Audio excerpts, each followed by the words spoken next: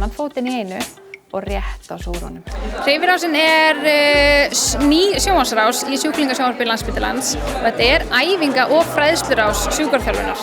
Þetta verða bæði æfingar og fræðsluefni. Æfingarnar munu taka svolítið meira pláss heldur en fræðslan, en við munum vera að fræða bara hreyfingu á sjúkrahúsi, alla bara ávinning af því að hreyfa sig, við munum fara yfir byltur og byltuvarnir og svoleiðis í fræðslunni, en svo ætlum við líka að sýna bara, verðum með æfingamyndbönd og bara kenna æfingar, hvort sem það eru æfingar í rúmi, æfingar sitjandi, standandi æfingar, við munum líka fara í gegnum geta leitt fólk í gegnum öndunaræfingar, slökunaræfingar, jafnvægisæfingar, bara nefndu það. Við færa okkur í áttina veggnum, beygja olnbogana.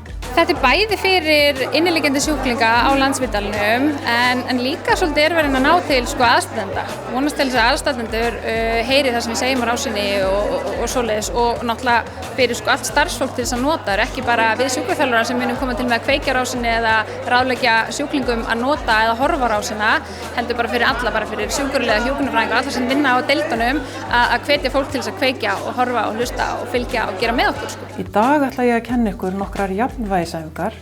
Markmið þessara sjónvarpsrásar að koma í veg fyrir skaðlegar afleiðingar langvarandi rúmlegu.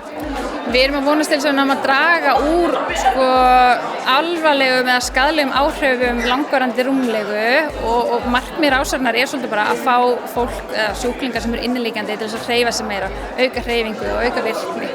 Ég held að við náum að gera sjúkraþjálfunina svolítið aðgengilegri og sýnilegri og ég held að náum að líka að bæta bara svona menninguna á deildunum, bara að sýna sjúklingum, aðstandendum og öllum að það mikilvægt að hreyfa sig og hér á þessari deild og í þessu húsi að þá pössum við upp á það að fólk fái sína hreyfingu og hreyfingu við hæfi og svoleiðis.